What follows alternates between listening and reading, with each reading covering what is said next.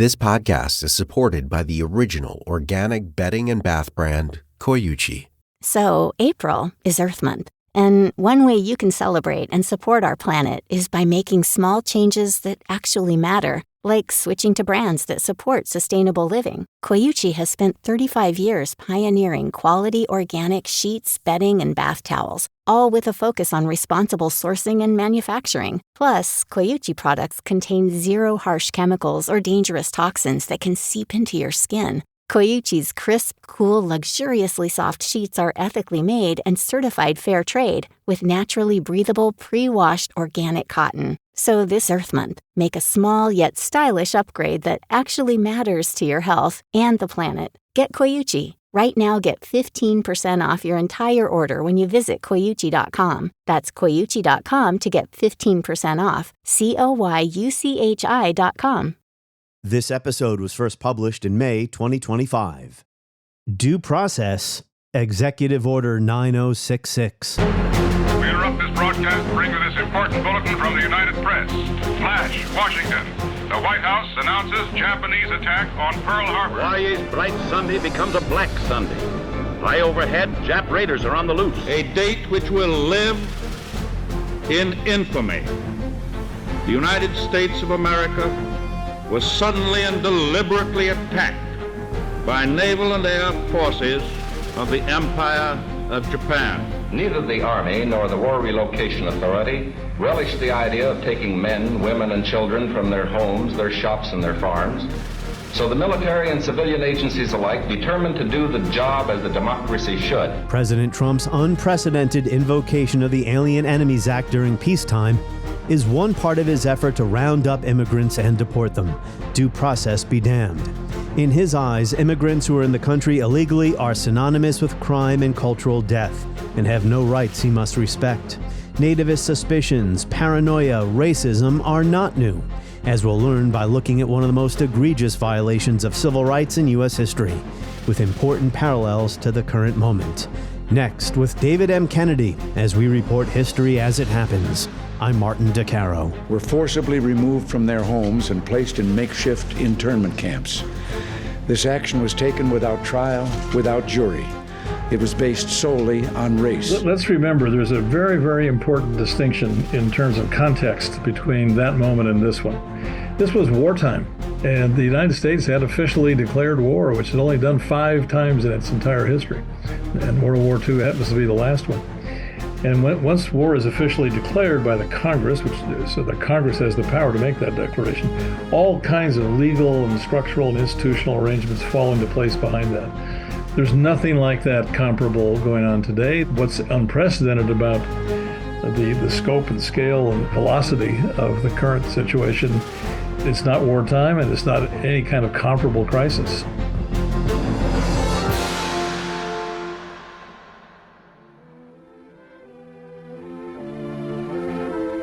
In 1943, the U.S. government released this propaganda film, narrated by Milton Eisenhower, brother of Dwight, to inform the public about what the government had been doing to Japanese Americans starting the previous spring. When the Japanese attacked Pearl Harbor, our west coast became a potential combat zone. Living in that zone were more than 100,000 persons of Japanese ancestry. 2/3 of them American citizens. From the end of March to August 1942, about 112,000 people, alien and citizen alike, their only crime that they were of Japanese ancestry, were sent to assembly centers, racetracks with old stables or fairgrounds, where they waited to be sent to a long-term relocation center. About 10 permanent camps incarcerated 120,000 Japanese Americans in Arkansas, Arizona, California, Colorado, Idaho, Utah, and Wyoming. But the propaganda film made it look like it wasn't so bad. The Army provided fleets of vans to transport household belongings and buses to move the people to assembly centers. The evacuees cooperated wholeheartedly. The many loyal among them felt that this was a sacrifice they could make in behalf of America's war effort. Milton Eisenhower did not mention that he had resigned as director of the War Relocation Authority because he was so troubled by his involvement in it. And according to historian David M. Kennedy in his Pulitzer Prize-winning Freedom from Fear, Eisenhower advised his successor, Dylan Meyer, to take the job only if his conscience would allow it. Neither the Army nor the War Relocation Authority relished the idea of taking men, women, and children from their homes, their shops, and their farms. So the military and civilian agencies alike determined to do the job as a democracy should. You know, Executive Order 9066, signed by President Roosevelt on February 19, 1942, says nothing about incarcerating people in concentration camps. It authorized the military to exclude civilians from military zones, an evacuation order. And it made no mention of any race or ethnicity. And at first, Japanese Americans voluntarily departed their homes on the West Coast to move inland, until those new places made clear they did not want them. At least not living among their white residents. They belonged in concentration camps, as one governor put it, and that is where they wound up. Even though the War and Justice Departments produced not a strand of evidence of espionage or sabotage or disloyalty against a single person.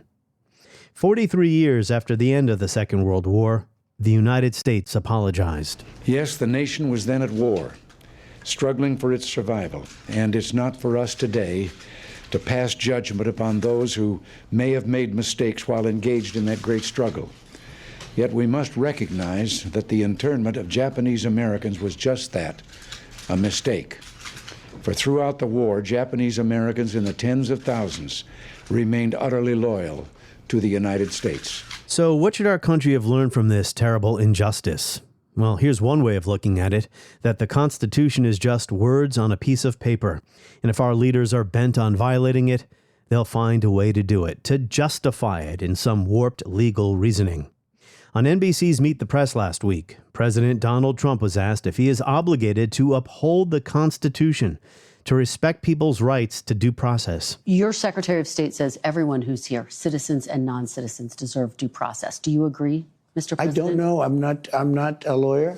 I don't know. Well, the Fifth Amendment says I don't know. It seems it might say that, but if you're talking about that, then we'd have to have 1 million or 2 million or 3 million trials. We have thousands of people that are some murderers and some drug dealers and some of the worst people on earth. Some of the worst, most dangerous people on earth. And I was elected to get them the hell out of here, and the courts are holding me from doing it.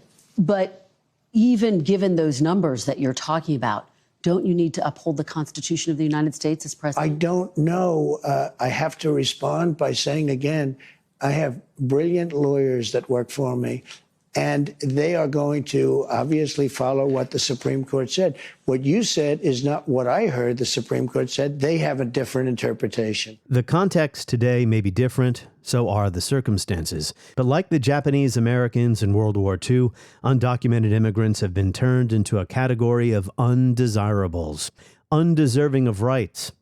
And where there are no facts, you just make them up. In an interview with ABC's Terry Moran, President Trump insisted that the man he wrongfully deported to an El Salvador gulag, Kilmar Abrejo Garcia, had to be a gang member. He just had to be, because of a photo of MS-13 tattooed or superimposed on his knuckles. Well, it was photoshopped. We have to get him out, and we're doing it. By law. And you'll pick out one man, but even the man that you picked out, he said he wasn't a member of a gang.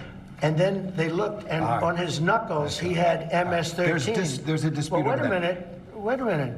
He had MS-13 on his knuckles tattooed. Oh, he had some tattoos that are interpreted that way. But let's move on. Wait a minute. Hey, Terry. He did not have the letter MS-13. It says MS-13. Yeah, that was Photoshopped. So let me That was Photoshopped. Terry, you can't do that. Hey, they're giving you the big break of a lifetime. You know, you're doing the interview. I picked you because, frankly, I never heard of you, but that's okay. But I picked you, Terry, but you're not being very nice. He had MS-13 tattooed. Right, we'll agree to disagree. I want to move on to something else. Terry, do you want me to show you the picture? I saw the picture. We'll and you think agree it was to disagree. Photoshopped? Well, Here we go. Don't Photoshop it. Go look at his hand. He had MS-13. He did have tattoos that can be interpreted that way. I'm not an expert on them. I want to turn to Ukraine, sir. Terry, I want to get to Ukraine. No.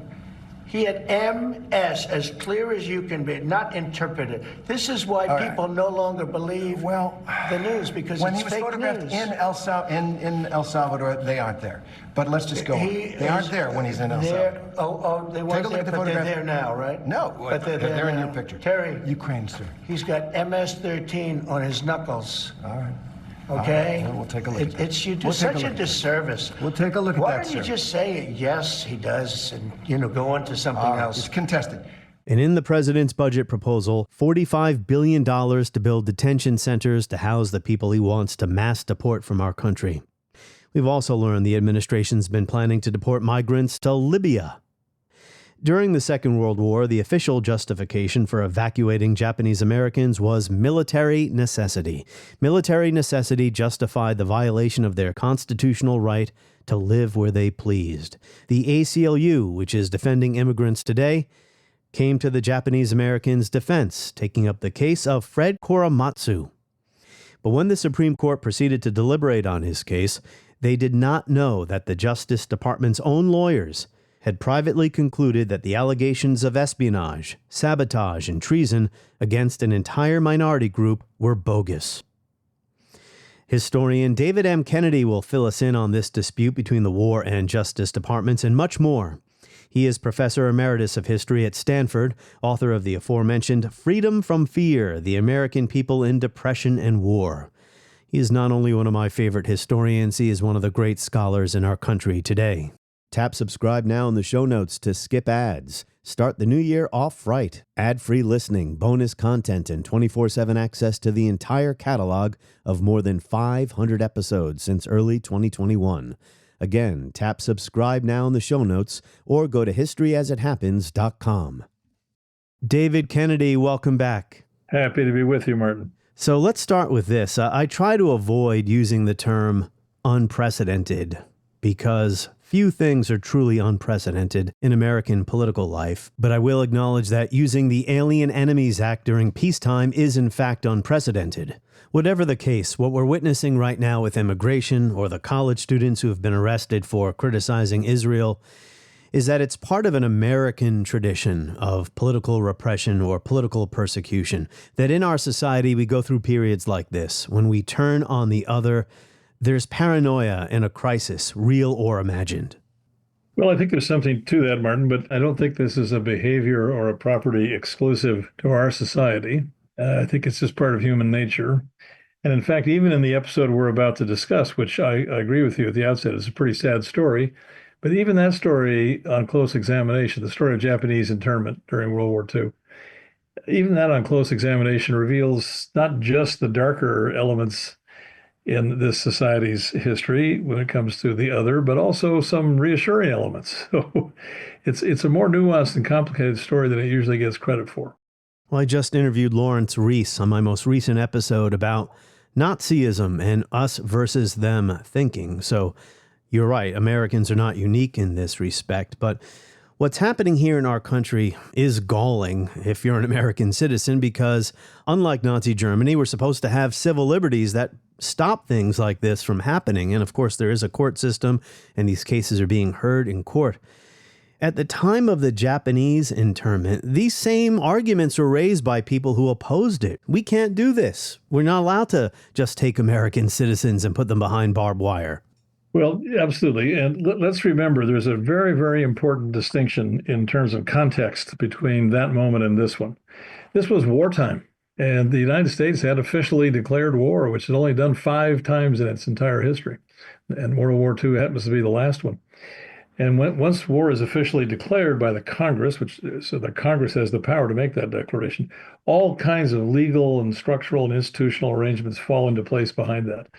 There's nothing like that comparable going on today. What's unprecedented about the scope and scale and velocity of the current situation, it's not wartime and it's not any kind of comparable crisis. So that, I think, exposes what's going on today to a lot more effective blowback and pushback than we had in the World War II period. But even in World War II, the situation of the Japanese population on the West Coast and in Hawaii, that's where most Japanese were concentrated at the time, right from the outset, there was a misgiving about the evacuation order and later the internment. And those are two separate matters. It's very important to keep in mind. The incarceration or internment, whatever you're going to call it, in the camps was never formally adjudicated. And people often mistake the famous Korematsu case for a judgment about the camps. It's not. Korematsu case was about the evacuation order. There's a big, big difference between order to evacuate and then the order to report to internment camps. So the fact is that when the war broke out on December 7th, 1941, the attack on Pearl Harbor, there was panic up and down the West Coast. So, for example, the following day, December 8th, 1941, Eleanor Roosevelt was flying out to the West Coast on a previously scheduled trip. And her plane was grounded by design somewhere, I think it was in Denver, might have been Salt Lake, because there was an imminent fear of attack on the West Coast, and they didn't want her to be in the attack zone. The Rose Bowl, which is scheduled for 1st of January 1942, was moved to North Carolina because of fears that there was going to be a follow-up attack on the West Coast. And this is a little-known fact about the history of my university, but in the immediate aftermath of the Pearl Harbor attack, painters were ordered to seal against the light the skylight of a reading room in the Stanford Library, great big translucent skylight. And they painted it shut, or painted it so no light could escape, because they thought the light might be a beaconing signal to Japanese bombers that were coming in. And people forgot about that until the library was damaged in the 1989 earthquake, and they had to rebuild it. And they realized what they thought for decades was a ceiling was in fact the skylight. How about that? But that's the degree to which panic was in the air. And we need to remember that when we remember this terrible chain of events that led to the Japanese removal. A Stanford historian who is Japanese got swept up in all of this. And you mentioned the difference between evacuation and incarceration. The order itself doesn't mention what should happen, right? There's no mention of camps in it. None at all, none whatsoever. The executive order came down from the War Department, through the president, of course, in response to reports from this military commander, General John DeWitt, head of the military command on the West Coast. And he alleged that there were all kinds of documented instances of sabotage and espionage and so on. And again, we're getting ahead of the story here, but that's all right. Every single one of those alleged instances was later proved to be fictitious. That's a big part of the later story, but we're getting ahead of ourselves. The president signed the order and gave the responsibility to the War Department, Secretary of War Henry Stimson, who in turn handed off operational responsibility to his Assistant Secretary, John J. McCloy, to evacuate these potential saboteurs and spies from the West Coast Military District. That's as far as the order went. And it's interesting that the person who was put in charge of the evacuation, the first person, was Milton Eisenhower, who, yes, indeed, he was Dwight Eisenhower's brother. And at that particular moment in history, probably at least as famous as his brother. And the reason Milton Eisenhower ended up as the first person in charge of the relocation was he came from the agricultural department, not the War Department.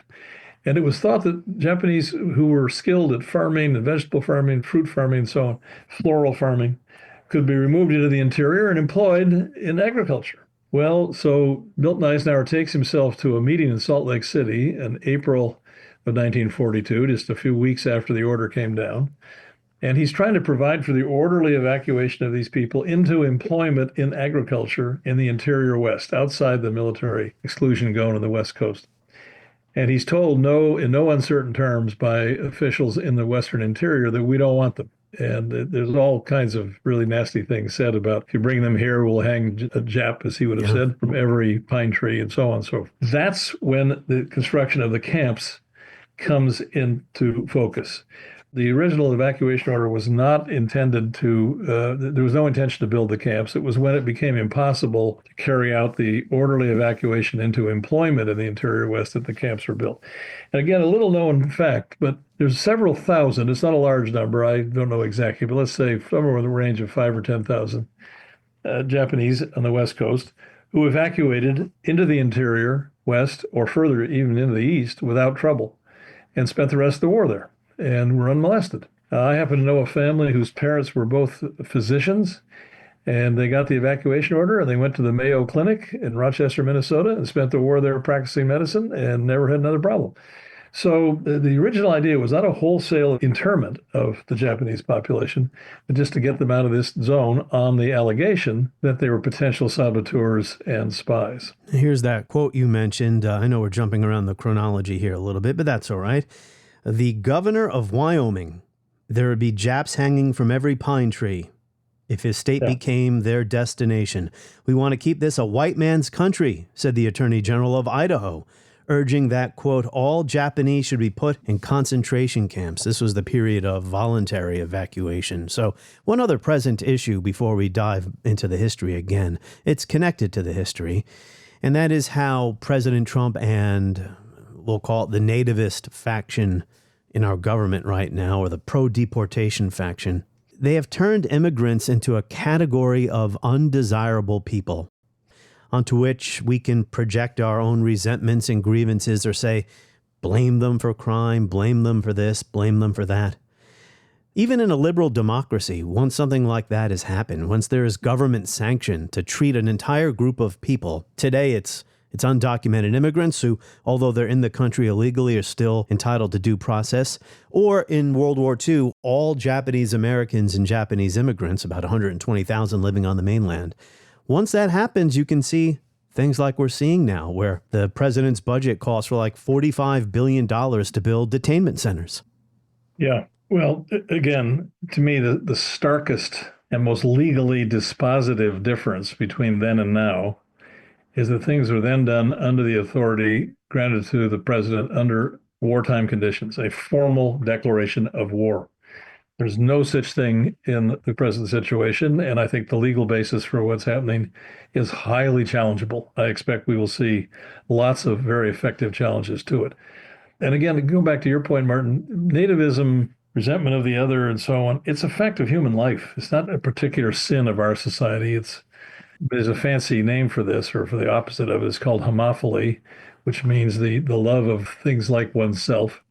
And it's just a natural piece of human psychology that we're more comfortable with people that are more like ourselves. Yeah. And we get more suspicious of people the more they're different from us. And that's just, unfortunately, a piece of human psychology, I'm afraid. But when institutions and leadership amplify and exploit that human frailty for political purposes, then is the time to get up on our hind legs and utilize whatever political, legal, social tools we have to fight it. Yeah, there is no war or national emergency right now. We haven't been attacked by Venezuela, for instance. But there is paranoia, there is a sense of alarm, and it's been created in large part by President Trump himself with his public statements he's been making for the last 10 years about the threat, as he sees it, that immigrants pose to the United States. In Springfield, they're eating the dogs, the people that came in. They're eating the cats. They're eating the pets of the people that live there. And this is what's happening in our country, and it's a shame. So anti-Japanese or anti-Asian discrimination or suspicion just didn't come out of nowhere on December 8th, 1941. There wasn't very much Japanese emigration to the United States in the 19th century. It really picks up at the end of the 19th century. 1894, there's something called the Treaty of Commerce and Navigation. What was the significance of this?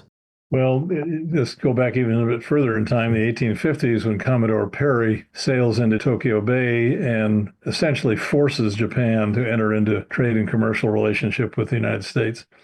And that goes hand in glove with what in Japanese history is called the Meiji Restoration, when Japan gets rid of the shogunate, the military system that had governed the country for centuries. And really, at a highly accelerated basis, Japan tries to catch up with the Western world, become an industrial country, and join the world commercial and industrial system. And it does so very, very effectively, so fast that, as happened in other rapidly industrializing places like Europe in the 19th century as well, a lot of local population was displaced. Much of it is reabsorbed from a Japanese countryside into Japanese cities and moves from agricultural to industrial employment. That's the old European pattern as well. but some has not and become candidates for overseas migration. So roughly 350,000 or so Japanese end up in the United States. About 200,000 go to Hawaii. By the time World War II, there's about 120,000, as you said earlier, people of Japanese descent, either citizen or non-citizen, in the 3 West Coast states, and a handful in Latin America as well, and in Canada, for that matter. That population had certain characteristics that are worth pausing on for a moment. When Japan got into the business of overseeing and superintending emigration from Japan, something that most European countries, Italy being a conspicuous exception, did not do. They just let people go. But Japan tried to superintend emigration from Japan. And one thing they took note of was that the Chinese emigration to the United States in the beginning of the gold rush era was overwhelmingly male. In fact, the sex ratio male to female in the Chinese community by 1900 is about 19 males for every 1 female. So Japan was determined not to let that happen to its overseas migrants. So they encouraged families to migrate and people with a little bit of education, a skill set to migrate. So the Japanese population by World War II era has a different demographic profile from the Chinese population. It's families, and it's a lot of people who've remained and become citizens. That's the second generation, or so-called Nisei. So they have a different character from other immigrant populations that preceded them.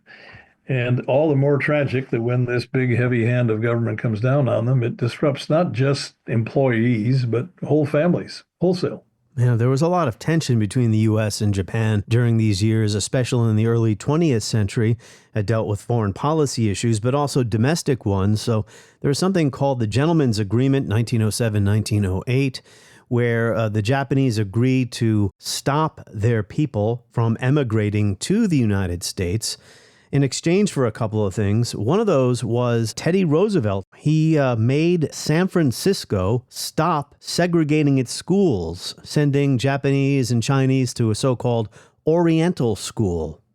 Yeah, that's correct. The Gentleman's Agreement, to my understanding, did not absolutely stop Japanese immigration in the United States, but it slowed it down quite markedly. And in return, Roosevelt undertook to see to it that San Francisco in particular, but the West Coast states in general, behaved better toward the Japanese communities that were already in the country. Among other things that Japanese Americans were unhappy with, they were excluded from joining the American Federation of Labor. Then there was something in 1905 called the Asiatic Exclusion League, founded with the goal of putting a stop to Japanese and Koreans coming to the United States. So there is discrimination against Asian immigrants in the U.S. Prior to the First World War. Absolutely. And we shouldn't conclude this part of the discussion without mentioning the Chinese Exclusion Act. That's right. Of 1882, which was probably the most egregious and just simply unambiguous declarations that no more people from this country can enter the United States. And that stays in place until World War II, when, as a gesture to China as at that moment an ally, we revised that statute and allowed, get this, 140 Chinese to enter the country. 140, how generous of us. And you're right about the Gentleman's Agreement. It did not stop Japanese immigration to the U.S. If you were already here, your wife could come and join you in the postcard wives, where Japanese men in the U.S. would pick a woman out of a postcard or a magazine photo or whatever. That woman would then come to the U.S. to marry this stranger, but that was a way of getting around the restriction. Sometimes also called mail order brides. Yes. Same idea. After Pearl Harbor, the aforementioned General John DeWitt, chief of the Army's Western Defense Command, he said it was nonsense to talk about evacuating Japanese from the West Coast, especially citizens. He said an American citizen, after all, is an American citizen. Yeah, and then just a few weeks later, He said a Jap is a Jap. He makes up this story that there are these strange radio signals that were helping the Japanese identify every single naval ship as it left the mouth of the Columbia River or something like that. This was complete nonsense. It was exposed by people in the government, inside the government at the time, as complete nonsense. Yet, Francis Biddle, the Attorney General, kind of goes, or he does go along with all this, right? Tell us what happens here internally in the government as they're debating what to do amid all these rumors. This is a terribly complicated story, and I'll try to do it justice briefly. When Secretary of War Stimson, who was charged with implementing the evacuation order through the War Department, when he heard about the executive order, he wrote in his diary, he said, "I'm afraid this will blow a great big hole in our Constitution." So from the very moment when the policy is first set, there are people already worrying that this is really the wrong thing to do. And Francis Biddle, who was the Attorney General, and a rather new Attorney General, he'd just taken office weeks or months earlier, he said the Department of Justice will not participate in any evacuation or internment order. And then there was this famous meeting at Biddle's home, February 17th, 1942, when the Department of Justice people came to represent to the War Department people that the order was unconstitutional and a very bad idea.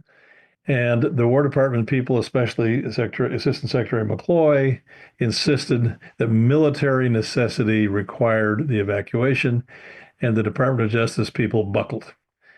And most of them who were there regretted it ever after. One of the Assistant Attorneys General said he almost wept when he left the home because he understood what was going to follow.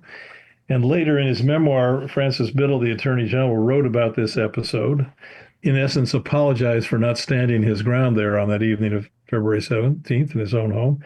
And he said, I can quote it, he said, "I was new to the cabinet and disinclined to insist on my view to an elder statesman, that's Stimson, whose integrity and wisdom I greatly respected." So it was the aura of Stimson, who had been Secretary of State in the Hoover administration. He's now Secretary of War, been Secretary of War in the Taft administration. He's one of the most respected people in the American establishment. It was the aura of his authority that intimidated others who knew this was a bad idea, but they didn't have the guts to stand up to it. I neglected to mention Supreme Court Justice Owen Roberts put out a report on espionage that completely lacked evidence. And even major newspaper columnists joined the chorus of rumor. Walter Lippmann and others who had been sane just weeks before now calling for emergency measures. So after listening to your answer there, David M. Kennedy, my next question has to be, where the heck is Franklin Roosevelt in all of this? Well, to the best of our knowledge, he paid very little attention to this. He took the recommendation from General DeWitt at face value and thought there was a real possibility of sabotage and espionage. Not an altogether crazy assumption. And he handed the baton, as it were, to the authority to Secretary Stimson.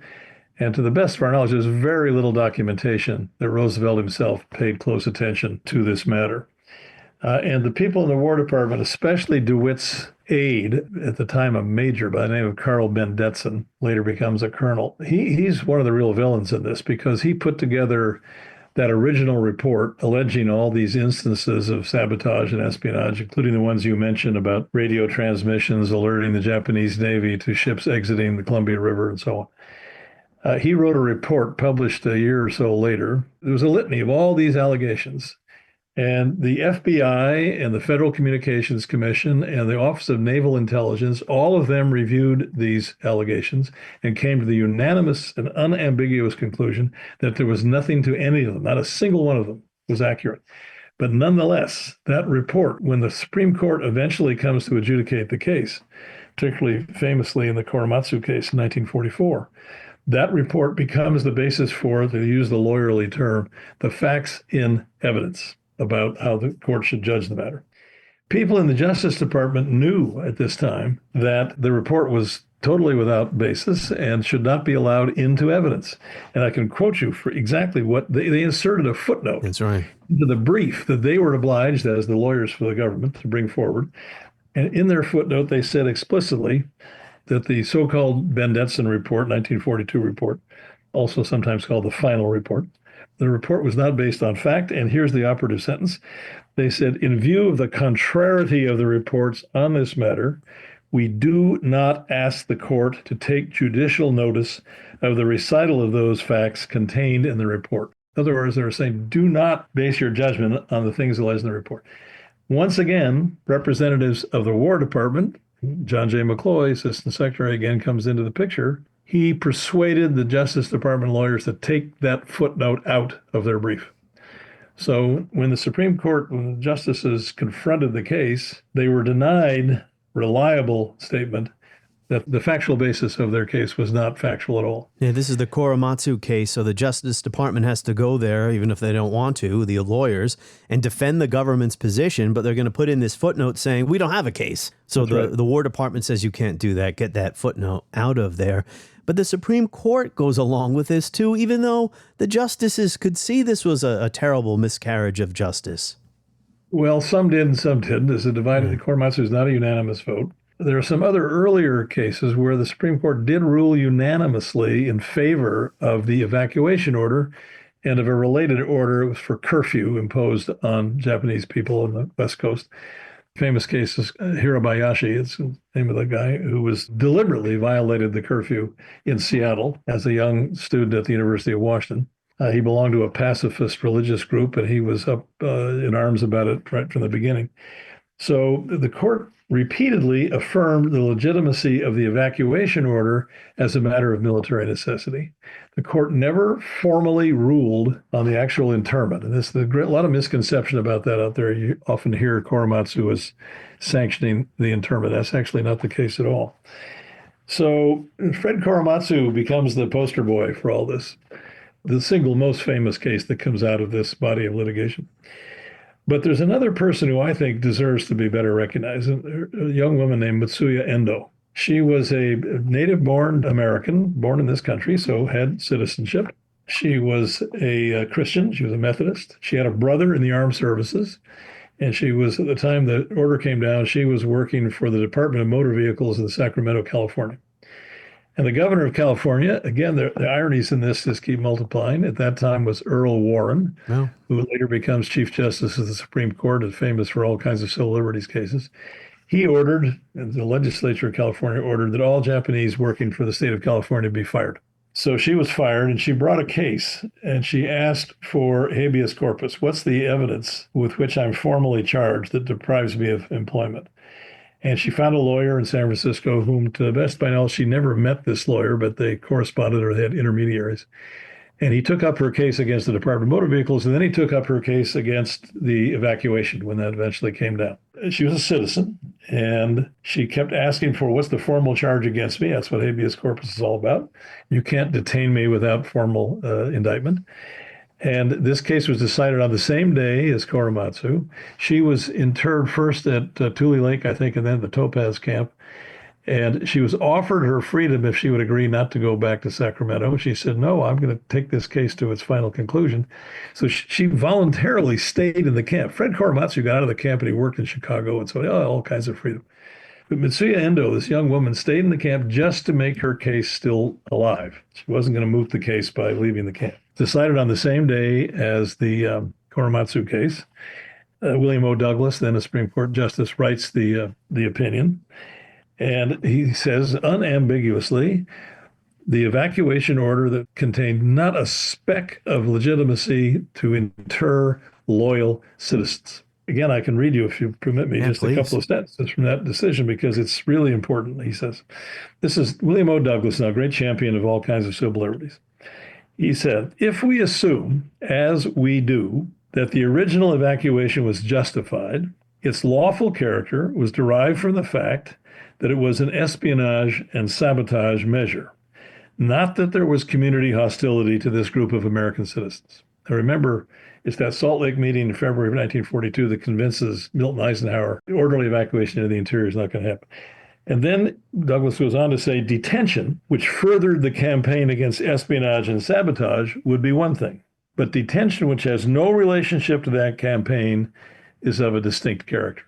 This is as close as the court got to saying that the detention or internment of loyal citizens was absolutely unconstitutional. But it never quite took that final step. That's amazing. So the internment has never been adjudicated formally. It's something to keep in mind.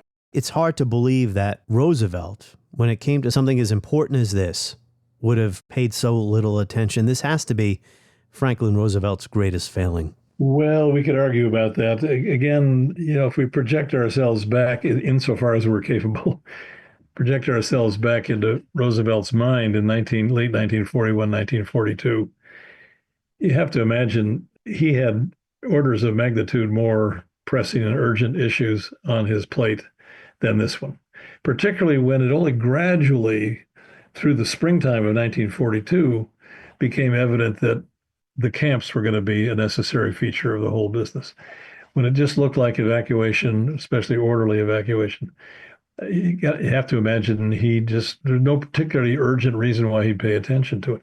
You know, when Milton Eisenhower heard those statements, you quoted one of them from those people, the interior governors in the West, he resigned his position and he turned it over to a guy named Dillon Meyer, who also, as it happens, came from the agriculture department. So the idea was still there that somehow or other these people could be employed in the interior.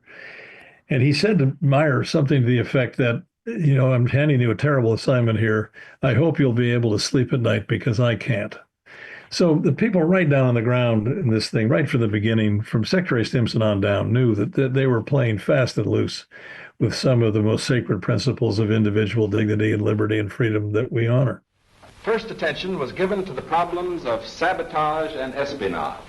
Now, here at San Francisco, for example, convoys were being made up within sight of possible Axis agents. There were more Japanese in Los Angeles than in any other area. At nearby San Pedro, houses and hotels occupied almost exclusively by Japanese were within a stone's throw of a naval air base, shipyards, oil wells. Japanese fishermen had every opportunity to watch the movement of our ships. Japanese farmers were living close to vital aircraft plants. So as a first step, all Japanese were required to move from critical areas such as these. But of course, this limited evacuation was a solution to only part of the problem. The larger problem, the uncertainty of what would happen among these people in case of a Japanese invasion, still remained. Fred Korematsu boldly opposed the forced internment of Japanese Americans during World War II. After being convicted for failing to report for relocation, Mr. Korematsu took his case all the way to the Supreme Court. The High Court ruled against him.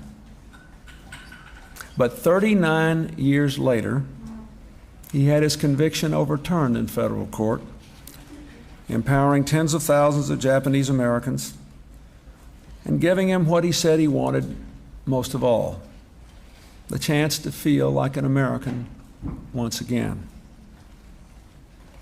In the long history of our country's constant search for justice, some names of ordinary citizens stand for millions of souls. Plessy, Brown, Parks. To that distinguished list, today we add the name of Fred Korematsu. Coming up on History as It Happens, we're going to take a look at the war between India and Pakistan. Also, what happened to the Palestinian Authority? And also, May is a very important month in Russia. It is Victory Day for the former Soviet Union over Nazi Germany. Military historian Antony Beevor says in some ways the narratives of World War II are still contested with serious implications for foreign affairs. All that and more coming up on History as It Happens.